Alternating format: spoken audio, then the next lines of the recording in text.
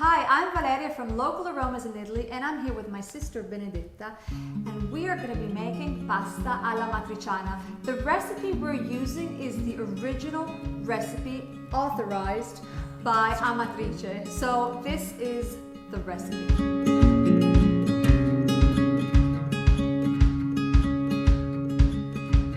Amatriciana is the only Roman pasta that is made with tomato sauce. Super special. One of the most important ingredients is guanciale, which is pork jowl. You may use pancetta if you do not find guanciale. It will not be the same, but it's better than nothing. Yes. So you cut it in stripes. You want it in stripes because you want fat, meat, fat. This is super important in the texture of the pasta. Once it's all cut in stripes, you put a little bit of olive oil in a pan. When it's hot, you toss in a piece of chili pepper. I was about to forget it. Of chili pepper, and then you put in the guanciale. Magic then happens. The guanciale, the fat turns translucent, and then it turns into crunchiness, and it is to die for.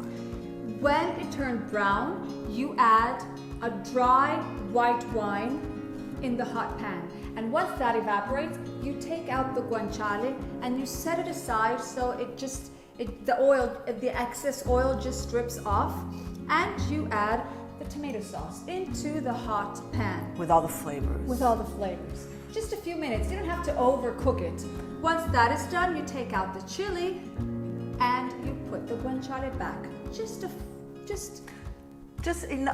Imagine that this is something that you could be preparing while the pasta is cooking. So, literally 10 minutes, not more than that.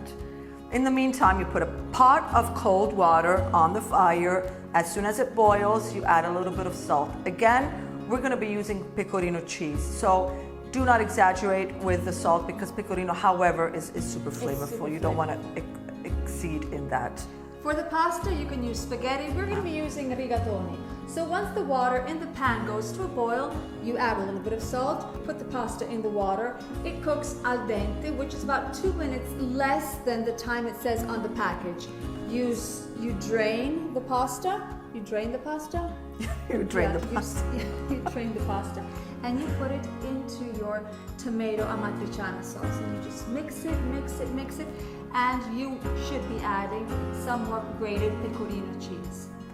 Because that's what you want. Now, don't put the pecorino cheese as soon as you pour the pasta in because it's too hot and the pecorino could coagulate. You don't want that. So you just wait a while and then you add more pecorino cheese, even more pecorino cheese if you want, even more pecorino cheese, a little bit of pepper. And a glass of red wine. Of course.